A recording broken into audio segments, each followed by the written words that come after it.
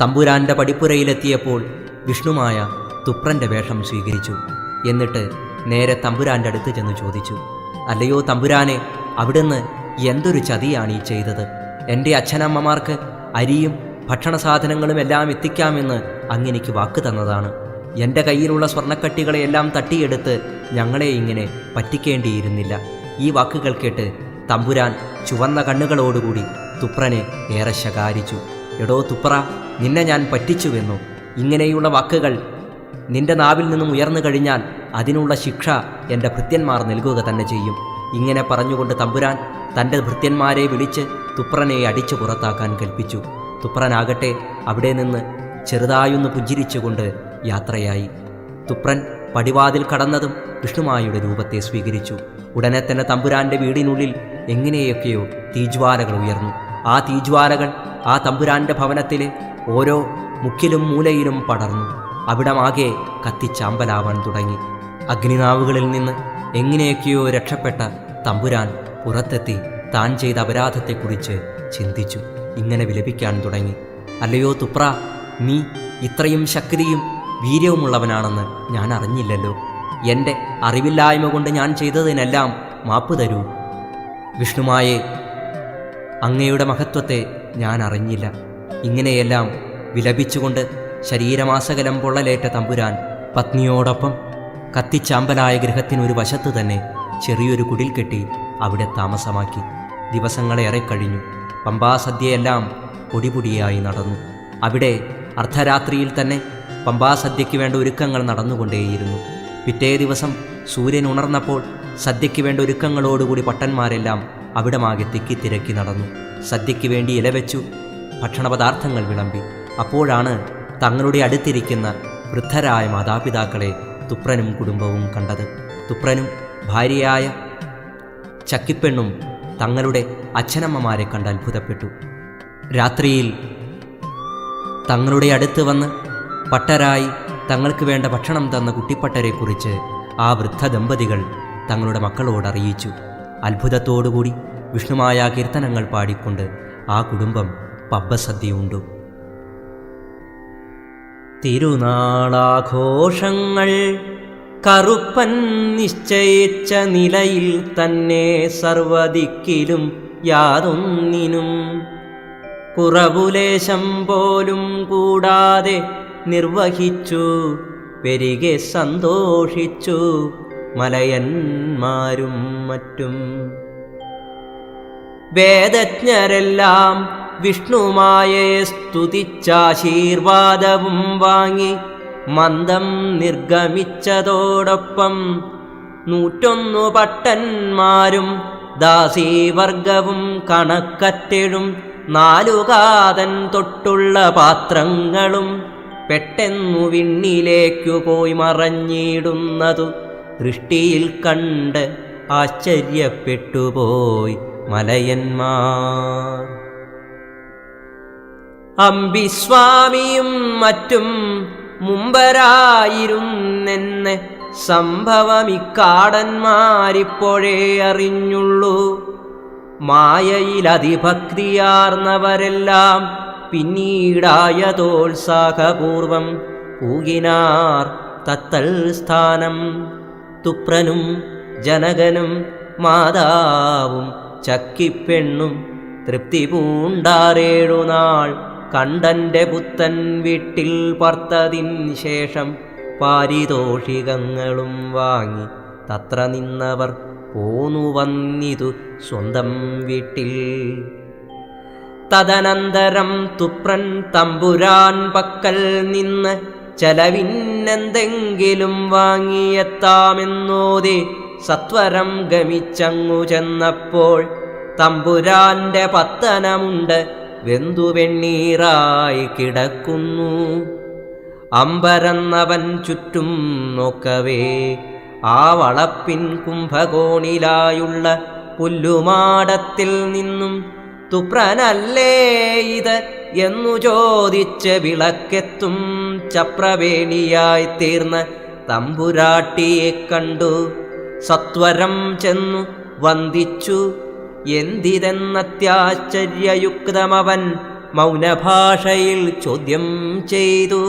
തുപ്ര, നീ അറിഞ്ഞില്ലേ വീടെല്ലാം കത്തിപ്പോയ വർത്തമാനങ്ങളൊന്നും? അടിയനിപ്പോൾ തന്നെ കുടിയിൽ വന്നേയുള്ളൂ. തടിമുക്കാലും വെന്തുകിടപ്പാണല്ലോ തുപ്ര തമ്പുരാൻ ചാളയ്ക്കുള്ളിൽ. നീ അന്നു വന്നുപോയി പിറ്റേനാൾ വീണ്ടും തിരിച്ചിങ്ങു വന്നുടൻ പോയി. പിന്നാലെ വീടും കത്തി.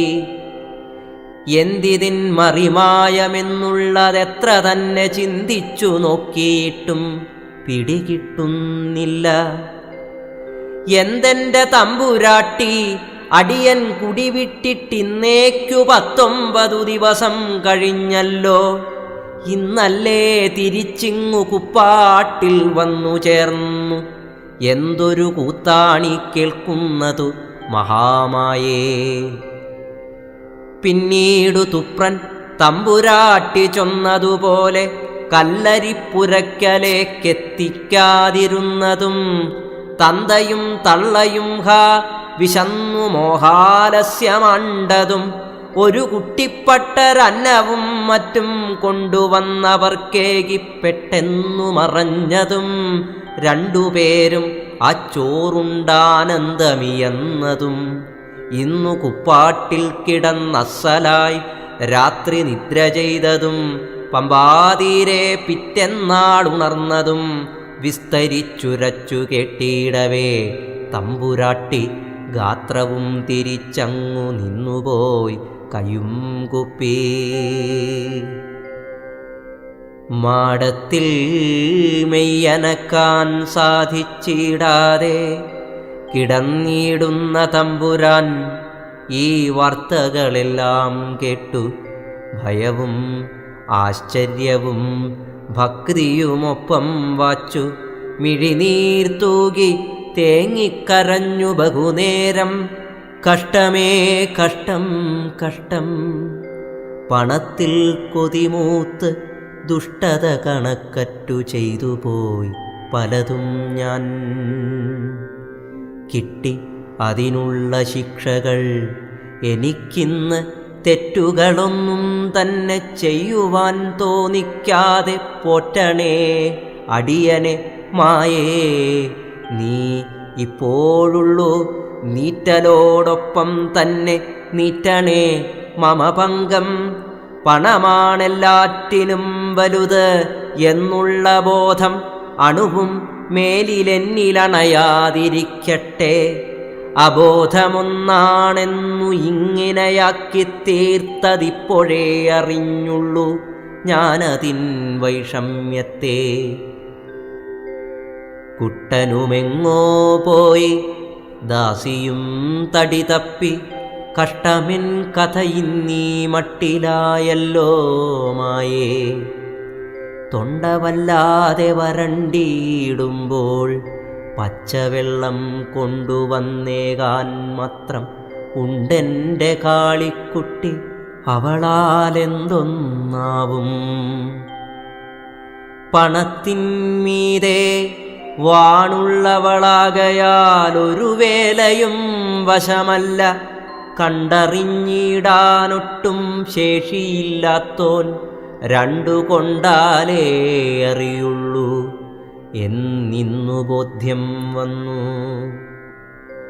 കൊണ്ടാലുമേതും തിരിയാത്തൊരു വെറും മരമണ്ടനായിനി എന്നെ മാറ്റൊല്ലേ മഹാമായേ.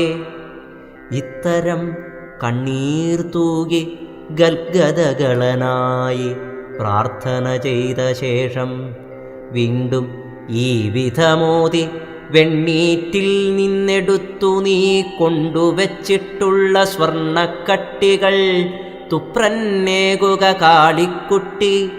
തുപ്ര, ഞാനന്നു നിന്നെ വഞ്ചിച്ചു. കഷ്ടം കഷ്ടം, അപ്രിയമതിലേതും കരുതാതിനി നമ്മൾ ഒപ്പമാണെന്നോർത്തു നീ പെരുമാറുകിലേ. ഞാൻ അല്പമെങ്കിലും സമാധാനമായി ജീവിച്ചിടൂ. ഉടനെ കടന്നോതി തുപ്രൻ. എന്തരുളുന്നു അടിയനവിടുത്തെ അടിമയല്ലയോ? ഇടരുലേശം പോലുമരുതേ അടിയന്റെ തടിയൻ തമ്പുരാനുള്ളതു താൻ. ഇതു സത്യം വല്ലതും വിചാരിച്ച് തമ്പുരാക്കന്മാർ രണ്ടു തല്ലിയാൽ കൂടി കൊള്ളണ്ടോരല്ലേ അടിയങ്ങൾ. നല്ല വസ്തുക്കൾ പിന്നെ കൈവശം വെക്കേണ്ടവരല്ലയോ മേലാളന്മാർ. ഇല്ലതിലൊരു തെറ്റും കുടിലിൽ കിടന്നാലും തമ്പുരാനടിയങ്ങൾക്കുടയോൻ തന്നെ മറിച്ചെങ്ങിനെ വന്നിടുന്നു. അറിവില്ലാത്തോരാണെന്നാകിലും ഇതു നന്നായറിയാം ഞങ്ങൾക്കെല്ലാം തമ്പുരാൻ കരയൊല്ലേ. എൻ പുരാൻ വിഷ്ണുമായ തൻ പ്രസാദം കൊണ്ടെൻ്റെ തമ്പുരാനെല്ലാം സുഖമായി വരുമല്ലോ വേഗം. തമ്പുരാട്ടിയും ദുഃഖിച്ചിടേണ്ട വിഷ്ണുമായ തൻ അൻപുണ്ടായി വരും നന്നായി വിശ്വസിച്ചാലും മേലിൽ. കൊടിയ പുണ്ണൊക്കെയും കരിയാൻ മരുന്നുകളടിയൻ കൊണ്ടെന്നേകാം. രാത്രി കാവലിനെത്താം. വിറകും കൊട്ടെണ്ണയും മുളകും ഉപ്പും പഴയരിയും കറിക്കുള്ള ചേനയും ചെമ്പും മറ്റും പുത്തനാം കലം ചട്ടി തൊട്ടതും ചക്കിപ്പെണ്ണിങ്ങെത്തിക്കും. മുറ്റം തൂത്തു വൃത്തിയാക്കയും ചെയ്യും. നല്ല കൈപുണ്യമുള്ളോളാണവളിനി വേറെ വല്ലതും വേണമെങ്കിൽ കൽപ്പിച്ചാലതും ചെയ്യും. ഒന്നിനും ബുദ്ധിമുട്ടു തമ്പുരാട്ടിക്കുണ്ടാവില്ല. ഇങ്ങു തമ്പുരാനെയും നോക്കി വാഴുകയേ വേണ്ടു. ഇങ്ങനെ തുപ്രൻ ചൊന്നതിനൊരു കൃതജ്ഞത എങ്ങനെ പറയണമെന്നതും തോന്നിയിടാതെ അങ്ങവർ തേങ്ങിക്കരഞ്ഞിട്ടവസാനം ഞങ്ങൾക്കു ദൈവം തുപ്രാ നീ എന്നു മാത്രം ചൊല്ലി അങ്ങനെയൊന്നും കൽപ്പിച്ചിടൊല്ലേ. വിഷ്ണുമായ എങ്ങനെ കരുതുന്നിതങ്ങനെ വന്നിടുന്നു എന്നുരച്ച് ഉടൻ വരാമടിയൻ മരുന്നുമായി എന്നവൻ യാത്ര ചൊന്നാൻ കൂപ്പുകൈയോടും കൂടി. സമ്പ്രദം തങ്കമിട്ടു കെട്ടിയ കുട്ടിച്ചാക്ക് തമ്പുരാട്ടിയും തുപ്രൻ തൻ മുന്നിൽ സമർപ്പിച്ചു. തമ്പുരാനോതി, എന്നാൽ പോയി വരൂ തുപ്രാ. എന്തോ മുൻപു തോന്നാത്തൊരത്യാനന്ദമുണ്ടെനിക്കിപ്പോൾ. ഒക്കെയും മായാശക്തി തന്നെ എന്നവ ചൊല്ലി തൽക്ഷണമച്ചാക്ക് കെട്ടഴിച്ചതിൽ നിന്നും അർദ്ധമങ്ങെടുത്തു വെച്ചപ്പൊഴുതുണ്ടയ്യോ വേണ്ട, നിർധനനാവട്ടെ ഞാൻ, നീ എന്നെ ചതിക്കൊല്ലേ. ഇക്കട്ട പൊന്നൊക്കെയുമെന്നുടെ ദൃഷ്ടിക്കുന്നു തീക്കട്ടയാണു തുപ്രാ, നിൻ കൃപ മാത്രം പോരും. ഒപ്പമായി കരുതിയിടും തുപ്രനൻ തമ്പുരാന്റെ ചൊൽപ്പടി പെരുമാറുന്നു. എന്തിനു ശങ്കിക്കുന്നു?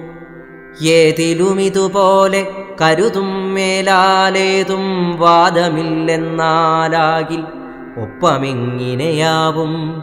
ഒട്ടൊന്നു ചിന്തിച്ചുര ചെയ്തു തമ്പുരാൻ. കാളിക്കുട്ടി നീ എന്തോർക്കുന്നു? മുട്ടിച്ചു തുപ്രൻ നമ്മെ പുഞ്ചിരിച്ചോതി ഭാര്യയെങ്കിൽ ഞാൻ എടുത്തോളാം. ചഞ്ചലാക്ഷിമാരുണ്ടോ കാഞ്ചനം വെടിയുന്നു. പിന്നെ നിന്നില്ലാ തുപ്രൻ പൂർണ്ണ സന്തോഷത്തോടെ പോന്നു. തന്നുടെ മാടം തന്നിൽ വന്നു.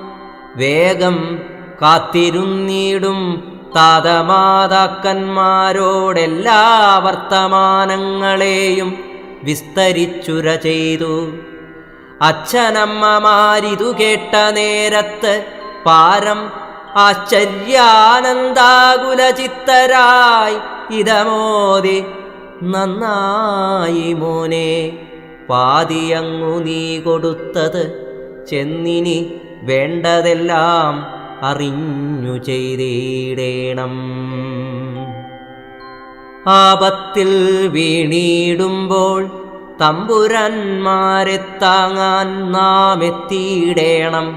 അതു നമ്മുടെ മുറയത്രേ എന്നുമൊന്നെടുത്തോതി താഴ്ന്നവരുടെ ചിത്തത്തിനെഴും മൃദുത്വത്തെ കാണുമോ കുബേരന്മാർ.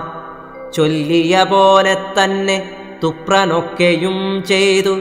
നല്ല പോൽ തമ്പുരാന്റെ പൊള്ളലും സുഖപ്പെട്ടു.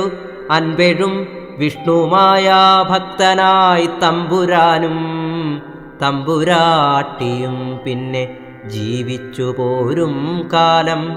പേടിച്ചു രാജ്യം വിട്ട കുട്ടനും കുറേ പണം നേടി വന്നെത്തിയൊരു മായാഭക്തനായി തന്നെ. കോവിലൊന്നുടൻ തീർത്തു മായയെ പ്രതിഷ്ഠിച്ചു. പാവങ്ങൾക്കൊരു ധർമ്മശാലയും പണിയിച്ചു. ചുറ്റിലും കുടികൊള്ളും മലയന്മാരെയെല്ലാം ഉറ്റവരായി കണ്ടു വേണ്ടതു സഹായിച്ചു. ചെറ്റുമേ മതമാത്സര്യാദികൾ തിണ്ടിടാതെ കൊറ്റിനുള്ളതു കഴിച്ചൊക്കെയും ദാനം ചെയ്തു.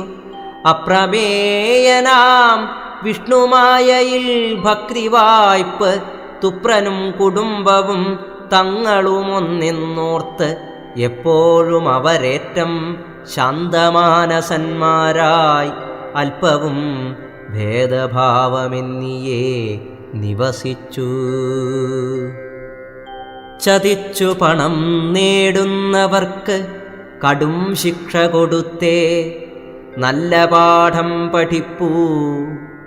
പിന്നീടവർ ദൈവത്തെ വിശ്വസിച്ച് ശാന്തിയെ കൈവരിച്ച് ജീവിക്കൂ ദൃഢമെന്നും ഇക്കഥ തെളിയിച്ചു. ഭക്തവത്സലാജയ മുക്തിദായക ജയ ശക്തിസംഭവ ജയ ശാസ്താവേ ജയ ജയ ക്ലേശനാശന ജയ കാരുണ്യനിലയന നാശവർജിത ജയ നാരകവിനാശന കേവലാനന്ദമൂർത്തേ കേശവമായേ സാക്ഷാൽ കൈവല്യപ്രദായക മൽചിത്തസ്ഥിതനാഥ താവകാപദാനങ്ങൾ പാടുവാനടിയന് കൈവരേണമേ ഭാഗ്യം സന്തതം നമോസ്തുതേ. ഇത്രയും പാടി ചെറുതത്തയും വിരമിച്ചു. ഇപ്പുരാണത്തിൽ ഒന്നാം ഭാഗവും മുഴുമിച്ചു. കേളി കൗതുകമാർന്നു വാരണകളം തന്നിൽ കരേറിദ്രുതം കൂളീ കുന്തവനത്തിൽ വച്ചു നടനം ചെയ്തോരിളം പൈതലേ. നാളീകായുധനാശനന്നു ഗിരിജാവേടത്തിൽ ജാതനാം നാളീകായത ചാരുലോചന മഹാമായേ പ്രസാദിക്കണേ.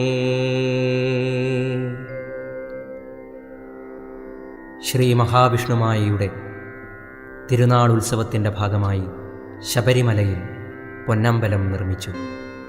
വസിഷ്ഠൻ്റെ നേതൃത്വത്തിൽ യജ്ഞങ്ങളും പൂജാദികളും നടന്നു.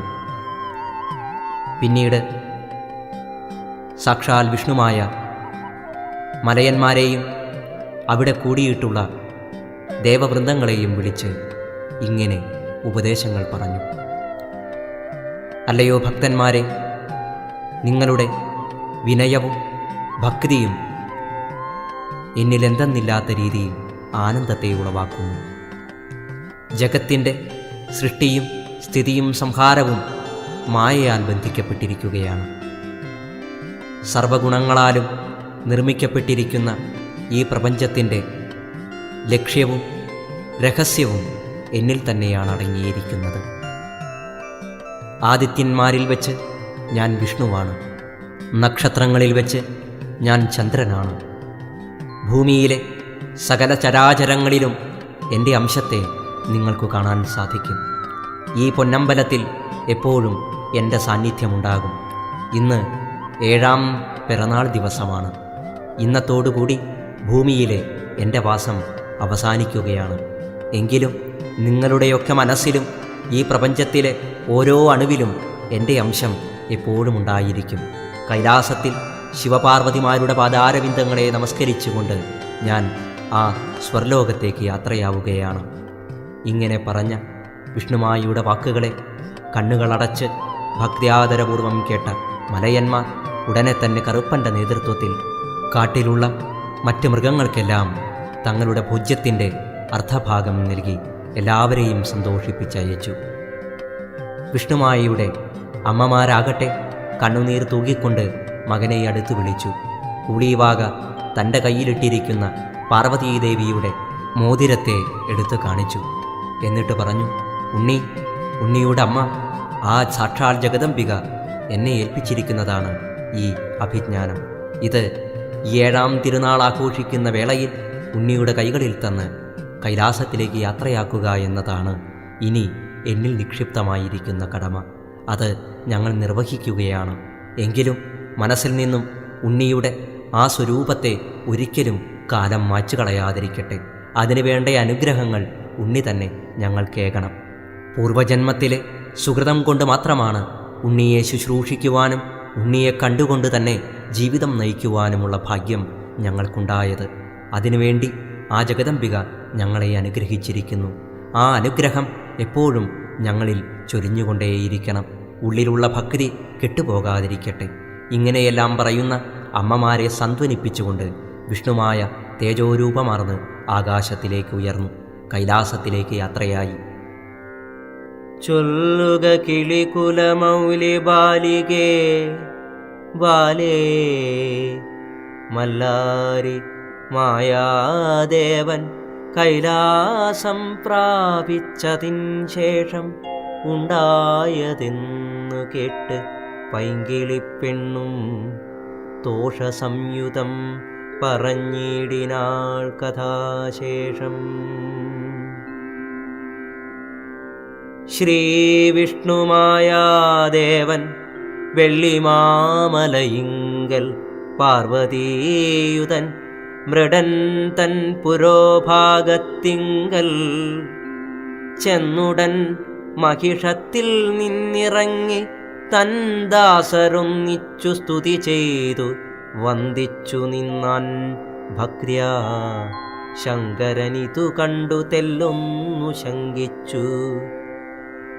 വാമാങ്കേ മേവിടും മലമങ്കയെ കടാക്ഷിക്കെ പഞ്ചബാണാരിയായ തൻ പ്രിയതമനോട് പുഞ്ചിരി പൂണ്ട് ചൊന്നാൾ അദ്രിപുത്രിയുമിത്തം. ഭർത്താവേ ക്ഷമിക്കേണം, കൂളീവാകയാമെന്നിലുത്ഭവിച്ചവനത്രേ ഈ നിൽക്കും തവ പുത്രൻ. നിത്യകന്യയാം മമ ഭക്തയെ സംരക്ഷിപ്പാൻ ഭക്തവാത്സല്യമെന്നെ കൊണ്ടതു ചെയ്യിപ്പിച്ചു. സർവജ്ഞനായ ഭവാൻ തന്നുടെ മായ തന്നെ സർവവുമല്ലാതൊന്നും ചൊല്ലുവാൻ കാണുന്നില്ല. ദയിതാവാക്യം കേട്ടു ശങ്കരൻ പാരം മോദാന്വിതനായി ഉടൻ വിഷ്ണുമായയെ നിജമാറിലണച്ചു ഗാഠം ഗാഠം പുണർന്നു. ദേവിക്കപ്പോൾ ജനിച്ചു പൂർണാമോദം പോർമുലപ്പാലോടൊപ്പം എടുത്തു കുമാരനെ ശങ്കരി അരികെ വെച്ചു തുടുത്ത ഗണ്ഡങ്ങളിൽ ചുംബിച്ചു വീണ്ടും വീണ്ടും. നീലനീരദവർണ്ണൻ മായയുമൊരു കൊച്ചുബാലനെന്നതുപോലെ വിളങ്ങി മായോത്സംഗേ. വാപര കടുരവരാകിനമായ ദാസരായ ഭൂതങ്ങൾ ദേവീപാദപങ്കജേ വീണു വന്ദനം ചെയ്താർ. ആശീർവാദവുമേകി ദേവി നന്ദനാഭിഷ്ടം പോലെ വാഴുവിനെന്നും ചൊല്ലി. പിന്നീടു വിഷ്ണുമായ വാപരനോടു ചൊന്നാൻ, ചെന്നു നീ എരുമേലിക്കുന്നിൽ വാണാലും മേലിൽ അന്നമ്മ ശാപം തീർന്നാലെന്നോടുകൂടി ഇങ്ങു വന്നിടവേണം. നിങ്ങളെന്നു ചൊന്നതുമൂലം നിന്നെയും കൂട്ടിക്കൊണ്ടുപോന്നു ഞാൻ. ഇനി അങ്ങു തന്നെ നീ പോയി വാഴുക, നന്നായി വന്നിടട്ടെ. ഇങ്ങനെ അനുഗ്രഹമേകി അയച്ചാൻ അവനെയും ഇന്ദുശേഖരസുതൻ ശ്രീവിഷ്ണുമായാദേവൻ. പിന്നെ തൻ ഭ്രാതാക്കളാം വാരണമുഖനോടും ഷൺമുഖനോടും കൂടി താതമാതാക്കൾക്കേറ്റം സന്തോഷം ജനിപ്പിച്ചു സംക്രീഡാരതനായി സന്തതം നിവസിച്ചു കൈലാസകേളീ സൗധേ. അങ്ങിനെ വാഴും കാലത്തുണ്ടായ മഹാത്ഭുത സംഗതിയൊന്നു പറഞ്ഞിടുവാനാവും പോലെ. താപസകുലവര്യൻ ദുർവാസാമുനിയുടെ ശാപനാശത്തിനായി ദേവകളെല്ലാവരും ആസുരവൃന്ദത്തോടെ പാലാഴി കടയുന്ന വാസരെ പൊങ്ങി വന്നോരമൃത കലശവും മറ്റുള്ള നാനാവിധ വിശിഷ്ട വസ്തുക്കളുമെടുത്തു നടകൊണ്ടു സന്തോഷമോടും കൂടി അല്പനേരവും കഴിഞ്ഞിടവേ ഭീമമാകും പാലാഴി മധ്യത്തിലെ ജലവും കമ്പിച്ചേറ്റം തിരകൾ തല്ലിയലച്ച് എത്രയും പെരുതായ നുരക്കൂട്ടങ്ങൾ പൊങ്ങി കൈലാസ ശൃംഗോപമം. ഒട്ടുനേരത്തിൻ ശേഷം ജൃംഭിച്ച ജലോപരി ഒട്ടേറെ കുമിളകൾ കൂട്ടമായി പൊന്തി വന്നു പൊട്ടിയ നേരം കേട്ടു ബ്രഹ്മാണ്ടമൊട്ടാകെയും ഞെട്ടുന്ന വിധത്തിങ്കൽ ഭീമമായൊരു ശബ്ദം. മേരുശൈലാഗ്രസാമ്യമുള്ളതാം ഒരു സ്വർണ കിരീടം മെല്ലെ പൊങ്ങി ആദിത്യോദയം പോലെ. പിന്നീടു മഹാവിഷ്ണു ശരീരകന്തികോലും ഉന്നതമാകുന്നൊരു ദേഹവും കാണായി വന്നു. തന്നെ അവതാരമായപ്പോൾ സ്വീകരിപ്പാൻ വന്നവരായിട്ടെങ്ങുമാരെയും കാണായികയാൽ ഒട്ടേറെ രോഷം പൂണ്ടു ക്രുദ്ധനായിടിവെട്ടും മട്ടിൽ അട്ടഹാസം മുഴക്കി ഭയങ്കരം. അപ്പോഴക്കിരീടത്തിൻ 4 ഭാഗത്തും മിന്നും പുഷ്പരാഗാതിരത്നസമൂഹേ നിന്നു പൊങ്ങി വന്നിതു ജലധാരായന്ത്രത്തിൽ തിങ്ങിപ്പൊങ്ങി വന്നിടും ജലം പോലെ. ഏറ്റവും ഉയരത്തിൽ ഘോരമാം തിമിംഗലമസ്തകമധ്യേയുണ്ടാം ദ്വാരത്തിൽ നിന്ന് മൂക്കിൽ വമിക്കും ജലമൊരു 100 ഒരുമിച്ചു വന്നുടൻ പൊങ്ങും വിധം 100 ഭാഗത്തിലേറെ നിന്നിതു ജലധാര. കനൽ കണ്ണുകൾ രണ്ടും തുടുത്തു തിളങ്ങിക്കൊണ്ടങ്ങിങ്ങു സമമായി ചുവന്നു കാണപ്പെട്ടു. കർണകുണ്ടലം മിന്നിശോഭിക്കും ഗണ്ഡമൊട്ടു വർണ്ണഭേദവും വന്നു ഗൗരവം തിങ്ങി നിന്നു. സർവാംഗവിഭൂഷകളണിഞ്ഞ ശരീരവും സർവാംഗം വിറപ്പിച്ചു നോക്കിനാൻ പരിസരം. 1000 കുംഭകർണ ശരീരമൊന്നായി ചേർന്നാൽ ആയതിൻ വടിവൊത്ത ദേഹവും കാണായി വന്നു. അഞ്ജന ശൈലോപമൗന്നത്യമാർന്നീടുന്ന കുഞ്ചരഭീമകായം രോമപൂരിതമായും കങ്കണജാലം മിന്നുമാജാനുബാഹുക്കളും തങ്കനിർമ്മിതമായ മാർത്താലി ചേരും മാറും കരിങ്കൽ തൂണുപോലെ ഉറച്ച പെരുങ്കാലിനരികിൽ ചുറ്റുപാടും സമുദ്രം കോപിച്ചേറെ തിരകൾ വന്നു കേറി ജഘനത്തിങ്കൽ തല്ലി വരുന്നുവെന്നാൽ ഒരു രോമവുമിളകിയില്ല എന്നു തന്നെയുമല്ല. ഭീമമാം ജലാശയത്തള്ളലാൽ മുട്ടിൽ നിന്നു മേൽപോട്ടു വന്നില്ലൊട്ടും അത്ഭുത വിഷയങ്ങളിപ്രകാരേണ ചേരും. അത്ഭുതാകാരൻ ജലന്ധരനാമസുരനും ദിവ്യദൃഷ്ടിയിലൊന്നു നോക്കിയ നേരം കണ്ടു ദിവ്യമാം വൈകുണ്ഠവും അതിലെ വിശേഷവും. വൈകുണ്ഠദേവൻ മഹാവിഷ്ണുവിൻ പ്രതാപവും വൈകാതെ കണ്ടു. പിന്നെ ചെന്നവൻ വിഷ്ണുപാദഭക്തകളായ ലോകസുന്ദരിമാരെ കളിപ്പാവകളാണെന്നോർത്തു പിടിപ്പാനടുത്തപ്പോൾ വിഷ്ണുവും എഴുന്നള്ളി യുദ്ധവും ഭയങ്കരം.